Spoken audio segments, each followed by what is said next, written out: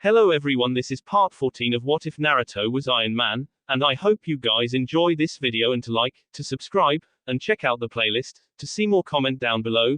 Now let's start the intro. They call me a god. They call me a god. They call me a god. Naruto was asleep in his bed at a hotel. He checked in under a different name and looks when there was a knock on his door waking him up.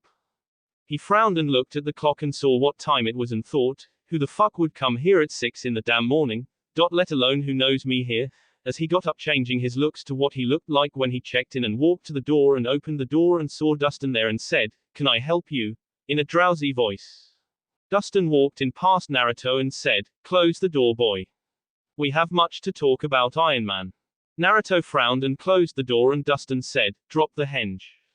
Naruto changed back to his real self, and Dustin saw the power core in Naruto's chest since he was only in a pair of boxes, and Naruto asked, "What are you doing here and how do you know that name?" Dustin snorts and said, "Do you really think I would not recognize my own work? Or that I would create something like that armor without making a way to destroy it if it fell into the wrong hands? There's an old saying parents use on kids: I brought you into this world and I can take you out. Eva is a child of mine and my wife, so you get the point. It's how I found you also." As he held up the locket, Naruto sighed and sat down in a chair and said, "So what do you know?" Dustin said, "You see the bags under my eyes, kid? I've been up all night going over the video logs of what you have been doing, and I have to say I'm impressed. I laughed my ass off when you bitch slapped Neji and told Hiashi yesterday to grow a pair of balls after calling both peeping toms. I also saw how much of an idiot you were canceling the safety devices when you blew that sand demon's head off." Naruto frowned and said, "Then you saw that then?" Dustin frowned and said, "Yeah, I saw her death. I also saw you and her in the shower. At least you were honorable about it," as he shot a glare at Naruto. Naruto rubbed his face, clearing the sleep, and asked, "So what now?" Dustin sat down in a chair and looked at Naruto and said, "I never wanted my daughter to become a ninja. My family's already got enough blood on our hands already, and I didn't want her hands stained with it also, but she's too independent and headstrong. She hates being told she can't do something, and when she was little, again, and came into our shop to get weapons and told her she was too weak to be a ninja. She begged me for the next month, working on her weapons skills and showing how good she was, to let her join the academy. I finally caved in because I didn't want to see her spirit get crushed." Naruto was looking at Dustin when he rubbed his eyes and said, "I checked and double-checked all the recordings, and you haven't told anyone you're from the future or that I was the one who gave you the armor. I want to keep it that way, but there are things I noticed that I can help you with that you don't know how to do. I noticed you're having trouble with Samehada because it is taller than you are, so you can't really use it much. I also saw the new upgrades you and Eva have developed, and I am impressed, so I have a deal for you." Naruto asked, "What kind of deal?" Dustin said, "I want to protect my daughter as best as I can without destroying her spirit. I've watched the meetings with the cages and the councils and the people of Wave, and I know about Arashi. You're going to need a blacksmith there to help supply the ninja there.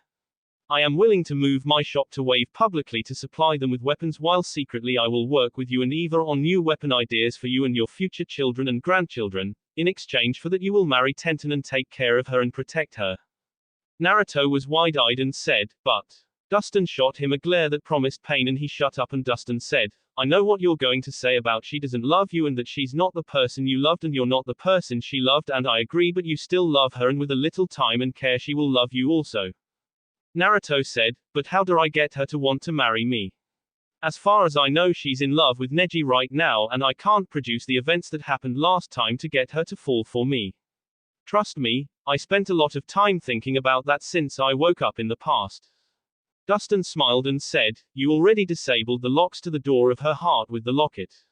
Now all you need is the knob to turn before you can push the door open, and I have that knob. All you have to do is play your part." Naruto frowned and said, "Are you sure you want me to marry her? I mean, you must know I have other women I am going to marry, right? You also know about the group that are going to come after me for the QB." Dustin said, "I know about all that, but she will be safer and have a better life as your wife than that of a normal ninja or married to the Hyuga. I won't have my grandchildren being slaves." Naruto closed his eyes and asked, "What must I do?" Dustin smiled and said, "Wise choice," as he explained what Naruto needed to do. When Tenten walked into her family store, she saw the sign was closed and she asked, "Dad, you here?" as she closed the door. Dustin's voice was heard saying, "We're in the kitchen."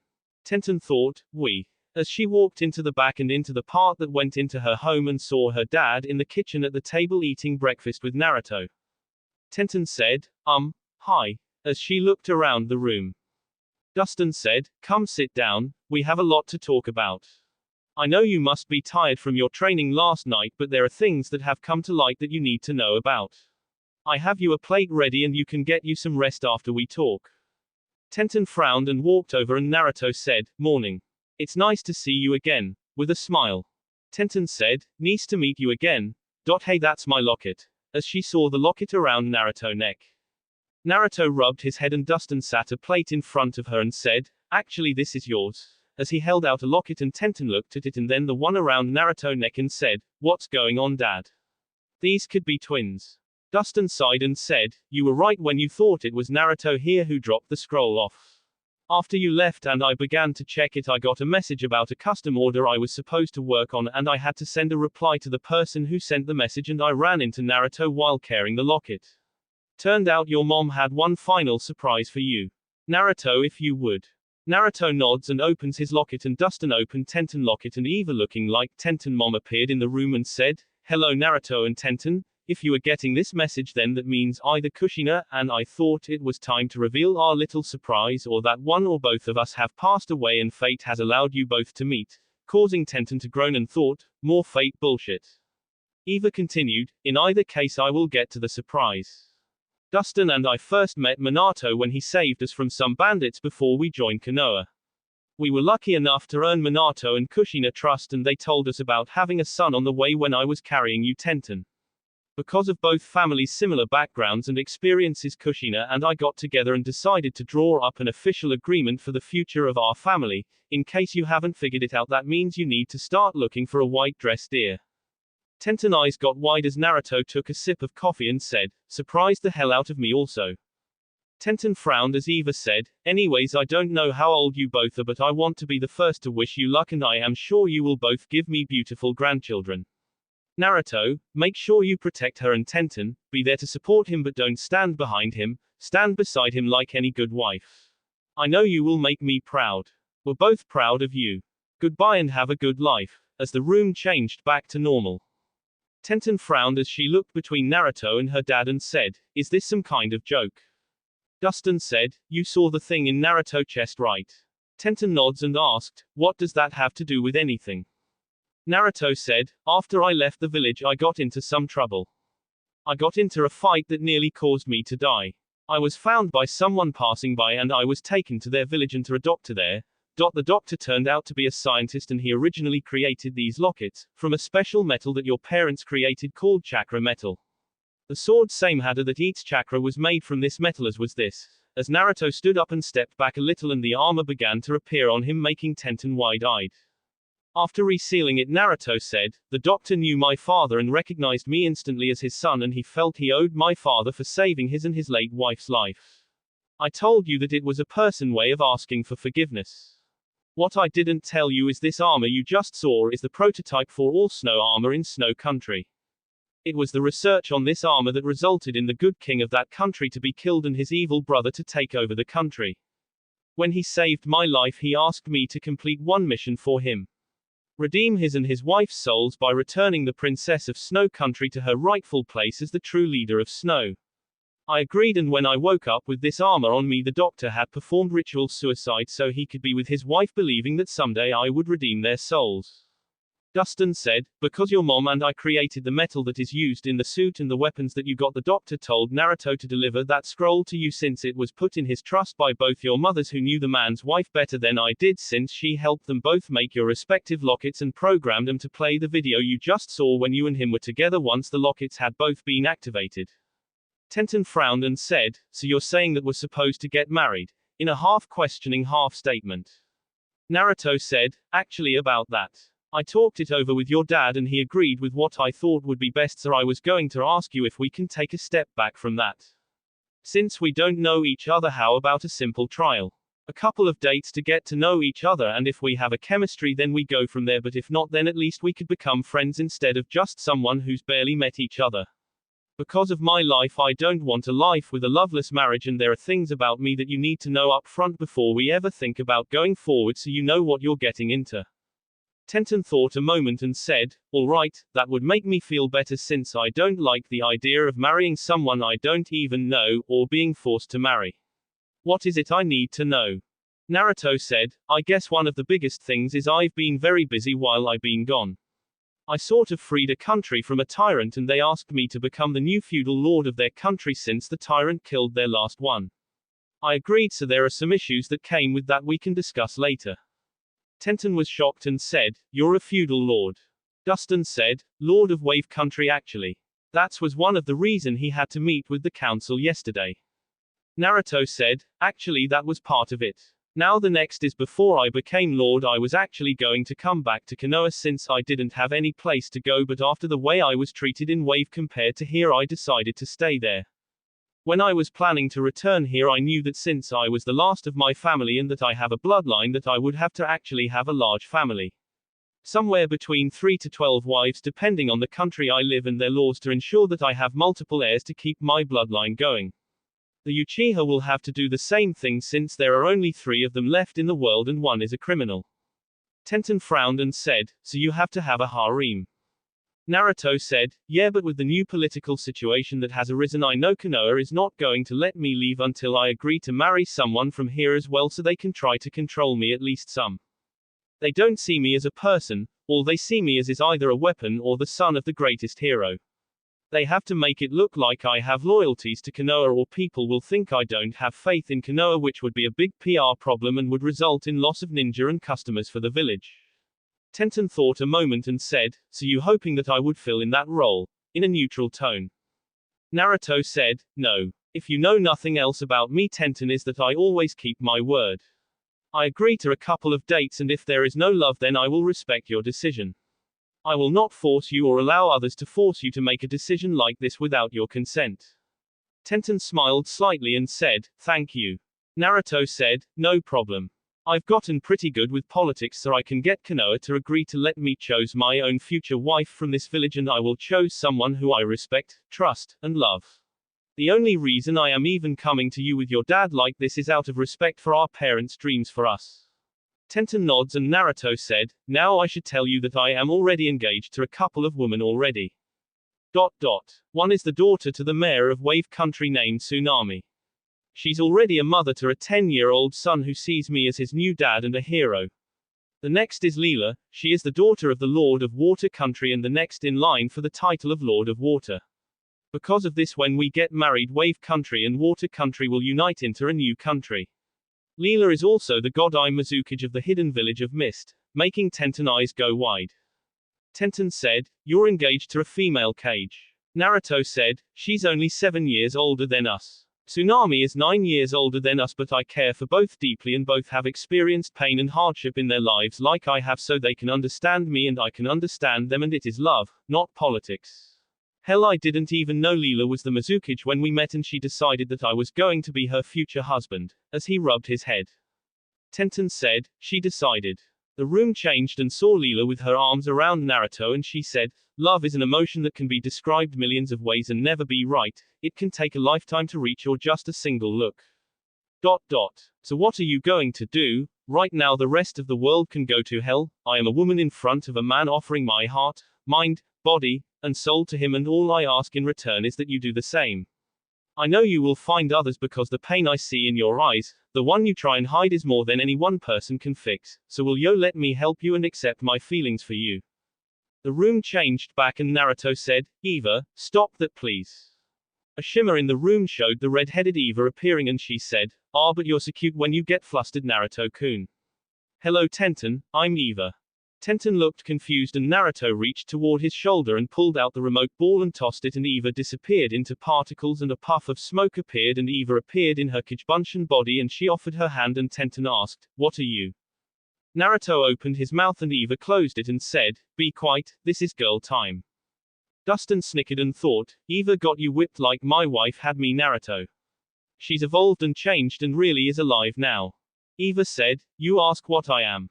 Originally I was the computer program that was designed into the armor to help the operator. I was given the memories of my creator but edited a little, and with my time with Naruto I have evolved until I have become real. I may not have a body of flesh and blood, yet, but I have feelings, thoughts, dreams, emotions, and have become a real person in every other way possible." Tenten asked, "What do you mean yet?" Eva said, "Originally I was just a hologram, then through time and experience Naruto and I found a way to give me a temporary body in a Kijbunshin. Now we have gone even further and I have a way to have a body that can take several hits instead of one, and if I don't use jutsu could last forever. I am not saying it's possible, but someday we might find a way to make me a clone body that is made of flesh and blood, that is why I said yet." Tenten said, "Oh, that's amazing." Eva leaned over and whispered, "You should seen it the first time I fucked him." Making Tenten wide-eyed and gaped, and she looked open-mouthed at Naruto, and then Eva and Naruto looked confused and asked, "What?" Eva quickly said, "Nothing, just girl talk." Tenten said, Yeah, just girl talk." Naruto shrugged and Eva said, "Anyways, I'll talk with you later. I got things I need to take care of," as she went up in smoke and the remote ball dropped to the floor. Naruto picked it up and put it on his shoulder and said, "She's unique." Tenten said, "Yeah, I can imagine. So you're engaged to this Leela and Tsunami woman?"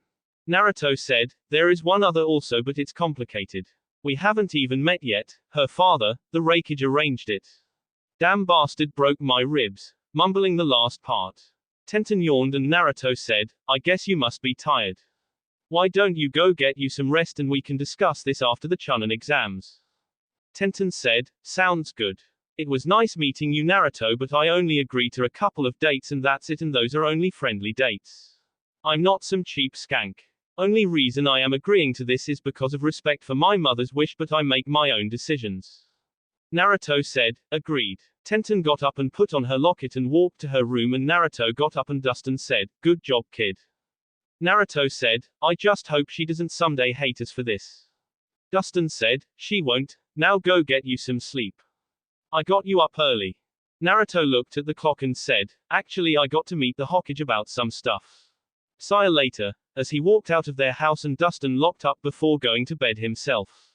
When Tenten laid down, her eyes closed and she thought, "This just is not my day. First I had to listen to Lee and Guy Sensei all night long about making the springtime of youth at night as well. Damn, whatever person came up with that stuff. I even tried to get Neji to talk to me, but he was distracted with something. After that I realized I started my damn period again, and Lee noticed and asked if I was injured. How much more humiliating can that be? And now this shit. I just want some sleep. What the hell?" As she felt someone touch her head, and when she opened her eyes her mom was standing over her, and Tenten felt herself pass out. After Tenten passed out, Eva, whose hand was glowing green and she looked like Tenten, mom smirked and grabbed the locket and unsealed a pair of earrings and removed Tenten's small silver earrings and replaced them with two more that were nearly identical, and Eva went up in smoke and thought, "I have your mom's memory, so a part of me is your mom, Tenten, and I will make sure you are happy. Let's take this to the next level." As Tenten's eyes began to flutter as electrical signals were sent to her brain from the earrings. When Naruto walked into the Hokage office and saw the Sandaime working on his paperwork and without looking up said, "I'll be with you in a moment, Naruto." Naruto sat down and waited a few moments, and the Sandaime finished the page he was reading before signing it, and then looked at Naruto and looked into Naruto's eyes and asked, "I regret that I have to do this, Naruto." Naruto tensed and asked, "What are you talking about?" as he looked around the room. The Sandaime looked sad and held out a scroll and said, "This arrived last night by messenger bird for you," as he handed the scroll to Naruto. Naruto frowned and said, "Why is the seal broke on it?" The Sandaime said, "Konohamaru, my grandson tried to attack me earlier today and accidentally broke the seal on it while knocking all the paperwork on my desk in the floor as well as my coffee. I had to go through all the scrolls and paperwork to find out what was done and what wasn't, and I am sorry I read what it said. For what it's worth, I'm sorry," as he got up and left the room.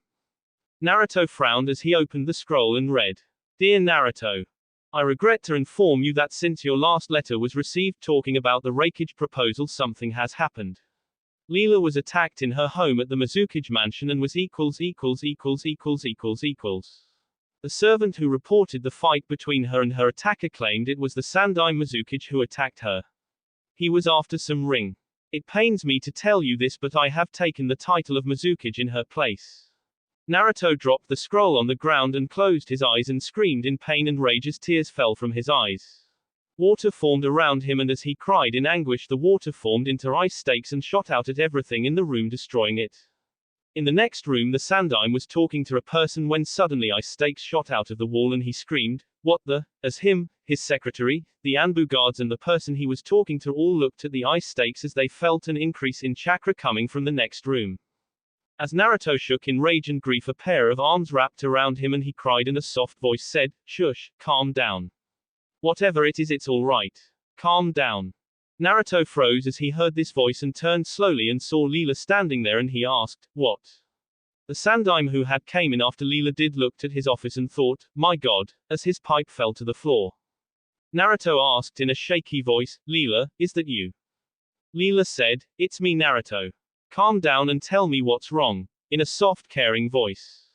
Naruto looked at Leela, then the scroll several times and finally screamed, "What the hell is going on here, Leela? The scroll said you were dead by Madara hands."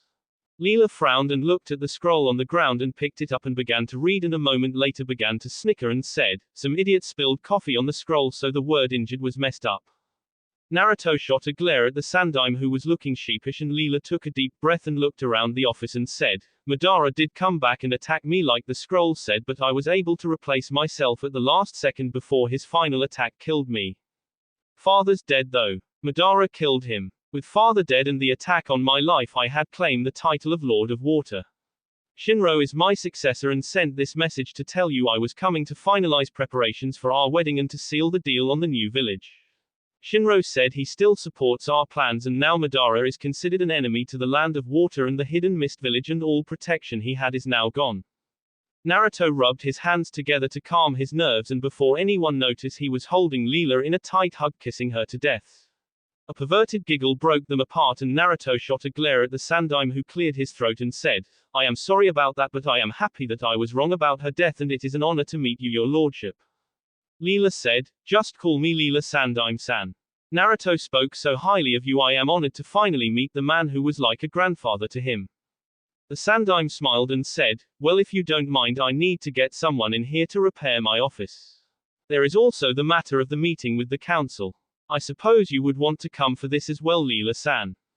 Leela asked, "Is it about the new village?" The Sandaime said, "Yes, and the trade agreement."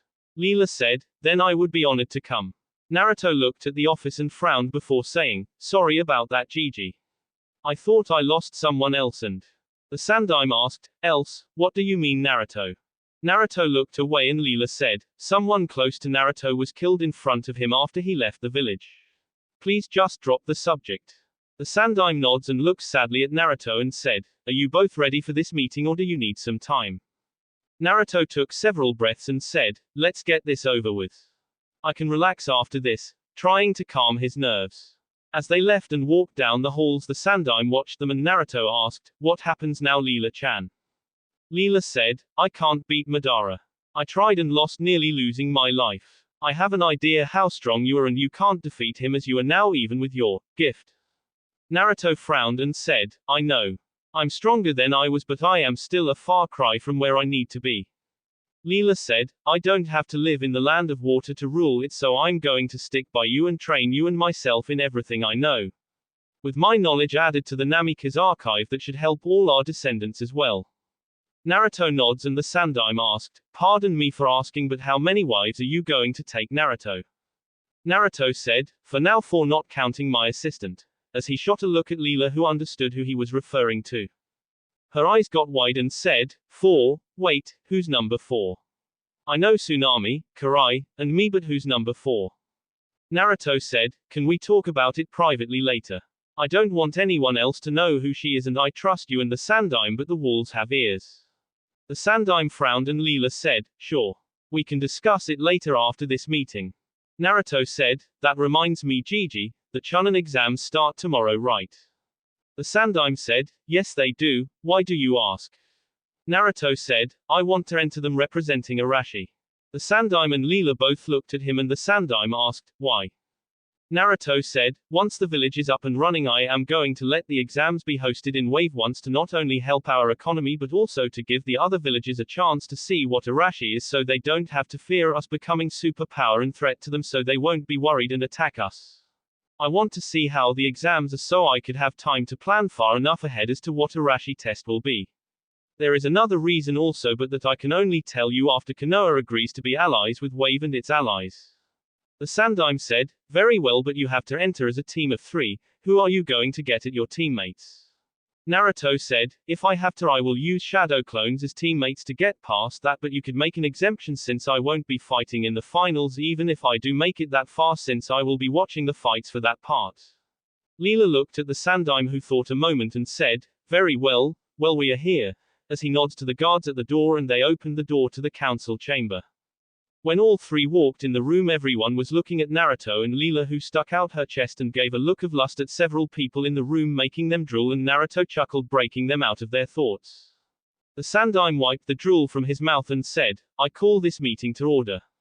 I assume everyone has had a chance to reveal the document Naruto gave us.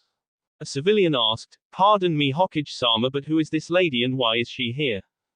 Naruto yawned as he stretched his arms above his head and put one around Leela pulling her close and Naruto said, this is Leela, former Godai Mizukage and the new Lord of Water Country, my fiancé, making everyone look at Leela in shock.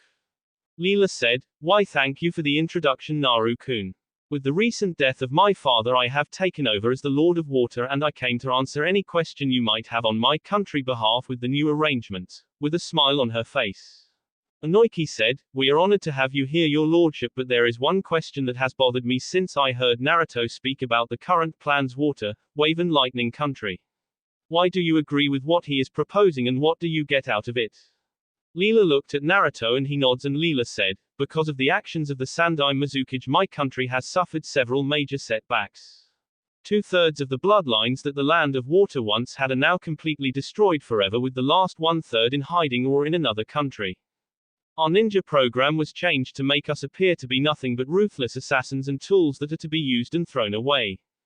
We have a motto that most of the people in our land have engraved into our minds, the strong rule while the weak follow. Friends, family, allies are all considered a weakness that is to be forsaken. Those who opposed this way of thinking were hunted down and destroyed. It took a final act of sacrifice from the Yondai Mizukage to begin healing the wounds the Sandaime Mizukage did for my country. I could speak all day about the benefits that my country can look forward into the future but I think that the simplest answer would be the one my fiancé lives by. Naruto said, by protecting that which is precious to you only then will you find true strength. I am willing to protect my precious people and so I found the strength to stand the very people who spat on my family sacrifices and enjoyed making my life a living hell. After all Konoha throws a great party every year celebrating the pain and suffering they caused me and ignoring my father's final request. I wonder though, since Uchiha Madara sent the Kyuubi to attack Konoha and he's got a group of S-rank ninja out searching for more demons for him to use, which country will you have to kidnap a child from since you all saw what you did to the son of a Hokage, no one from Konoha will give the child to save you. The Sandaime said, that's enough Naruto. I admit that Konoha messed up with the way they treated you but you can't let your anger cloud your mind with revenge for it. I thought you were better than that. Naruto opened his mouth and Leela covered it and released a massive amount of ki and she said, revenge, revenge. How dare you say that? 15 years your people have thought of nothing but revenge against him and he never knew why they treated him like this. He may throw it in your face about what you did but he has tried to give you an olive branch of peace but you spat on him still. He came here to inform you of the information my country learned about an attack on your village to protect you and your people because he didn't want to see any of you die even if he does hate your guts but no, you deny him the right to even tell you how much you hurt him. He had even asked me and the Raikage to give you control of over 100 Junin to protect your village from the attack but you dare say you thought he was better than that. Well screw you. I hope when you're attacked all of you die. Good day, as she grabbed Naruto's arm and shushing him away in a swirl of water. Naruto and Leela appeared on the Hokage monument and Leela looked at Naruto worried and he smiled and said, thank you, as he looked out across the village sadly. Leela said, no problem. I can see the pain you feel in your eyes and I know how hurt you are by their words so let's go, let things cool off for now. Show that you're better than them and show who you really are. with a small smile as she held his hand. Naruto nods and Leela shushing them to the gates and both walked out of the gates leaving the village. While this was happening, the entire council was shocked by what just happened and a civilian asked in a scared voice, was she telling the truth? Are we going to be attacked? Another one said, no, she must be bluffing, no one is willing to attack us because we are the strongest. The Shinobi Council frowned looking at each other and the Sandaime said, I am afraid they informed Jiraiya that Orochimaru was planning to attack but they would not give any further info until we became allies with them, as he lowered his hat. Everyone paled and the Sandaime asked, what can we do? The attack could be today or a year from now.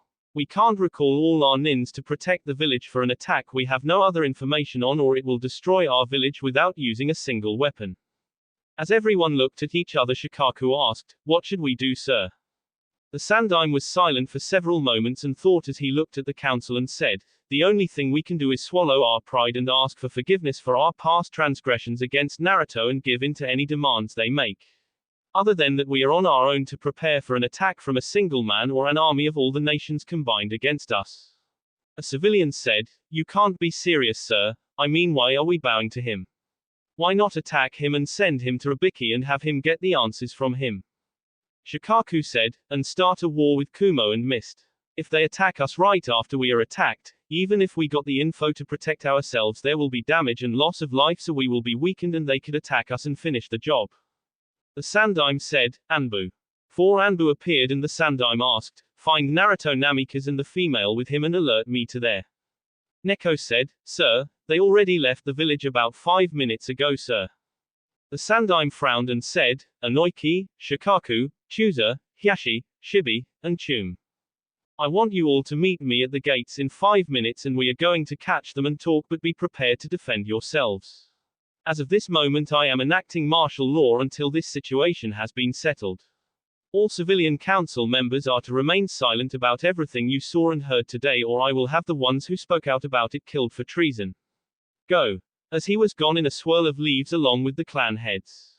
5 minutes later the Sandaime and the clan heads were at the gates and they quickly left. It took half an hour before the group found Leela and Naruto at a river 7 miles away from Konoha. Both were standing there and both looked like they were expecting the group, and Naruto asked, what do you want? As he eyed the group. The Sandaime walked forward and said, Naruto. Naruto said, it's Lord Namikaze, Hokage-san. The Sandaime looked down and said, forgive me, your lordship. I meant no disrespect.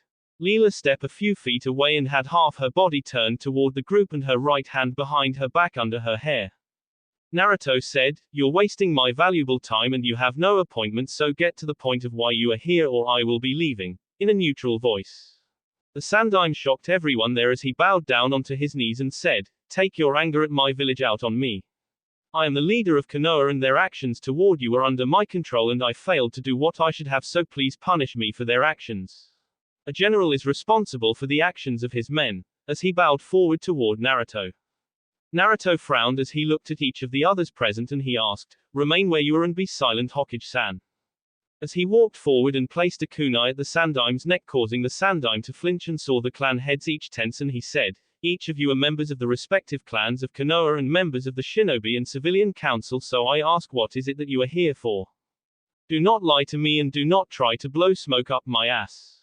Do not worry about the Sandaime, as I am thinking about if I should kill him or let him live. Nothing you say or do will have any effect on my decision, so answer my question. Chum growled and said, we came here to support the Hokage. Naruto snorts and said, my father said a leader is only as good as those who are under him. If those under him are weak and scared, then the leader is incompetent, but if those under him are skilled and brave and willing to support their brothers and leader, then he is a strong leader. There are no weak soldiers under a strong general. Look at the Hokage now, lying on the ground groveling. What does that say about him and you? That tells me that you are all weak and scared and do not support him. Your clan is known for its loyalty, Inuzuka, but to me it looks you're only loyal to the one who rubs behind your ear like a good bitch, causing Chum to growl, preparing to attack, and Naruto said, now be silent and let me hear from the others here, Chum, or I will end the Sandaime's life, or do you not have any loyalty to him as you said? Chum bit her tongue and lips while clenching her fist as she glared at Naruto. Leela thought, that is one thing Naruto is good at. He really does know how to use his tongue. as a perverted thought entered her mind before she controlled herself. Onoiki said, "We came here to get information to defend our home." Naruto snorts and said, "Answer me something, Mind Walker. You're a member of the village intelligence agency, so maybe you could help me understand something. Why is it that for years you and those in your unit turned a blind eye to an enemy growing in your ranks planning to overthrow the Hokage and the council, and it took me telling the Hokage where they were located when I was ready to leave the village before I ever took the Genin exam before any action against them was done? Why is it also the law the Sandaime passed saying anyone who told about the QB in me would be killed ignored? I mean, on my birthday I had a crowd of people every year hunt me down like an animal screaming, 'Kill the demon,' and things along those lines, and yet the few times those people were arrested your department was unable to find out who broke that law, and they were released sometimes with just a warning about not doing it again. That shows me that you and the intelligence department either are incompetent or that you only did your job when it was a threat to you. You claim you're here to get information to defend your home. Why now? Is it because someone else did the work for you, or when you say home do you mean that flower shop you own and not the village?" Onoiki said, "That's not true and you know it. I would die to defend Konoha." Naruto said, "Then answer me this, why do your actions speak otherwise? Ino talked a lot in the academy, and from her talking I have a profile on you. You spend 30 hours a week in council meetings with only 4 of those with the Hokage present. Of those 30 hours, unless it is something that directly relates to you or your family and home, you will follow the decision of Shikaku on everything, since he is the leader of your team and will vote whichever way is less troublesome, as the Nara like to put it. Besides those 30 hours, you spend 30 hours at your family shop. 50 hours a week asleep, usually recovering from drinking too much at the bars, where you spend 25 hours a week with Shikaku and Chusa. That leaves you with 33 hours a week that you work at the interrogation department, but how many of those hours are sitting in your office reading Jiraiya books that Ino found you hide in your desk when she brought you lunch? If you would die for your village, when was the last time you actually looked for a danger to Konoha instead of waiting until Anbu brought you someone who they were lucky enough to catch? Now please be quiet. You say one thing and do another, so I don't believe your words." Onoiki clenched his fist in anger, and Chusa placed his hand on Onoiki's shoulder to try and calm him down. Shibi said, "It appears that nothing we say or do will make you change your mind about Konoha, so what is it you want in order for you to give us the information you have and release the Sandaime?" Naruto was silent for several moments and said, "I wish there was more people like you, Shibi. If there was, then we would not be in the woods in this situation. Instead we would be at some restaurant having drinks and talking about the plans we have for our homes and children." As he looked at the Sandaime and said, "Stand up, Hokage-san." The Sandaime slowly stood up, and Naruto looked at Shibi and said, "You're the only one here who actually was willing to take action to save your village and the Sandaime. Everyone else here failed in that, just as they have for years. I have a question for you. Is it true that your bugs can explode?" Shibi frowned behind his coat and nods, and Naruto looked at the Sandaime and said, "My price is simple. The contract you all read about, the trade agreement and agreeing to the alliance with Arashi, as well as the information exchange on Akatsuki and dangers to each other. If you agree to that and everyone here agrees to one other thing, then I will give you all the information about the attack on your village, and I will swallow my pride and act nice to Konoha, never bringing up the past again with regards to how I was treated, even if I think most of it should be burned to the ground." Chum asked, "And why should we trust you?" Naruto said, "Because if nothing else you know about me, then you know that I always keep my promises and I will protect those precious to me.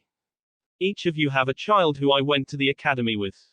Each of them treated me like a person mostly. I was the dead last, but only because nobody would help me until it was too late. Hinata, Sakura, Ino, Shikamaru, Choji, Kiba, Shino. All of them I consider precious to me.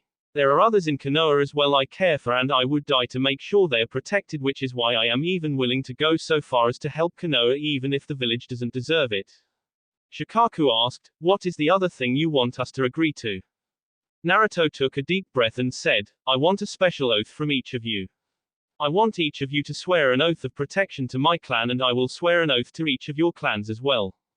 I have a fiancé, a civilian who is with child, she has a 10-year-old son as well. I have enemies that would try to go after her and our children, plus any of my other fiancés and children. I don't care about me, but I want protection for them." Leela said, "I can take care of myself." Naruto said, "And what if Madara comes back to finish the job, huh? He nearly killed you and he did kill your father. I know you're strong, hell you're probably stronger than me but you are but one person. One stick can break easily but many are harder to break. Please agree to this Leela, as he looked at her. Leela said, fine, in a defeated tone. Naruto saw everyone looking at them and he said, what? The Sandaime said, so you want protection for your family? Naruto said, yes. Iwa and Akatsuki are both going to want me dead. Akatsuki so they can get the QB and I have a feeling Orochimaru himself will be added to that list very soon. So do you all agree to swear an oath to protect my clan and my clan yours? The Sandaime said, I agree. Each of the clan heads looked at each other and nodded and Naruto said, Shibi, since everyone has agreed to this I ask that you do one last thing. I want you to have your bugs leave a scar on everyone's hands that will be there for the rest of our lives. That is why I asked if they could explode earlier. Chum said, why do you want us to have a scar? Isn't our word enough? Naruto said, words are one thing, actions are another. You all agree to this oath now because it will result in the protection of your homes. However, in the future if my clan needs you then you could decide you don't have to honor the oath. I want the scar as a reminder of the bond we form here today. If one of you breaks that bond the scar on your hand will become a badge of honor. It will be up to you if that badge is a badge of an honorable person or a dishonorable person that will haunt you for the rest of your days. Chum said, fine, I agree however I have something to say first, as she walked forward. Naruto said, and that would be. Chum said, this, as she drawed back and kicked him right in the nuts. However the sound of her boot hitting metal rang through the clearing and she jumped back and looked at Naruto shocked and said, holy shit, he's got brass balls. Leela said, I would say more like iron actually. Naruto shot her a look and she giggled. Chum asked, what the hell, are you packing lead underwear or something? Naruto said, something like that. Sorry, it's a clan secret for now. Chum shook her head and Shibi said, if you all agree I have already weakened some of my colonies to where they will leave a scar. Naruto said, I'll go first as he held out his right hand.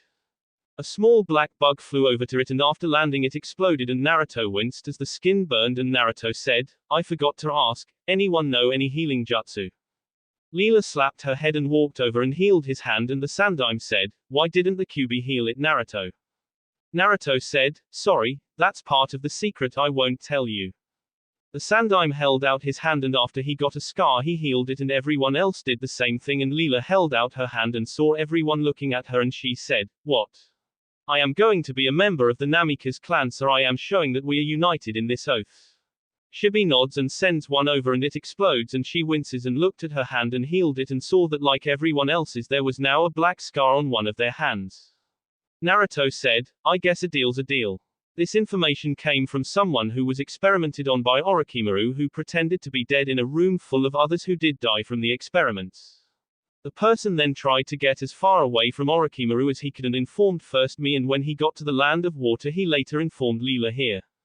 For the safety of wave everyone else is to think that only the land of water got this information who sent it in a scroll to you.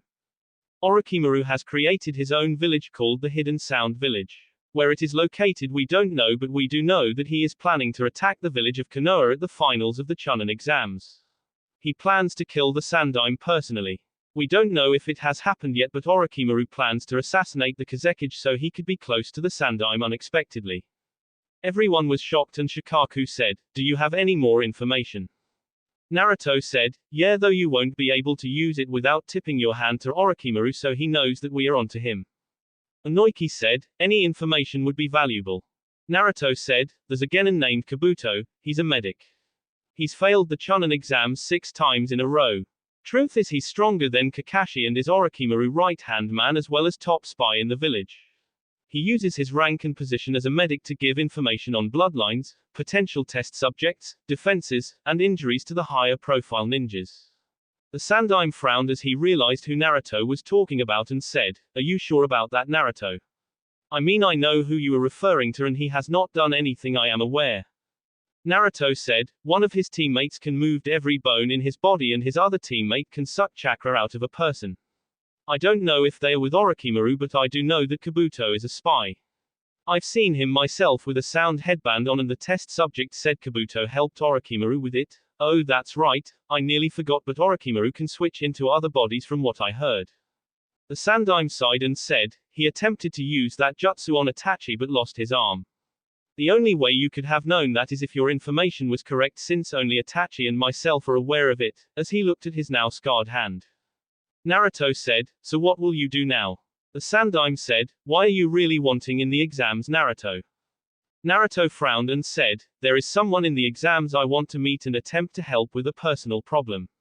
A Jinchuriki. I want to warn him about Akatsuki. The problem is I can't just approach him with his sensei around or go to his home village because they won't trust me enough to let me talk to him. That is all I will say. The Sandaime nodded and asked, is your offer for support from Mist and Kumo still open? Leela said, I will contact the Mizukage and Reikage and have both come to the exams along with a security detail, but that is all I will do after the insult you did to Naruto. That will be about 20 nins and 2 cage level shinobi. Naruto said, 4. Making everyone look at him. He sighed and said, Kumo has 2 Jinchuriki, the Nibi and the Hachibi. Both will be coming because we want a face-to-face with all parties about Akatsuki. They are a threat to each of us, so one good thing this will give us a chance to prepare for our enemies.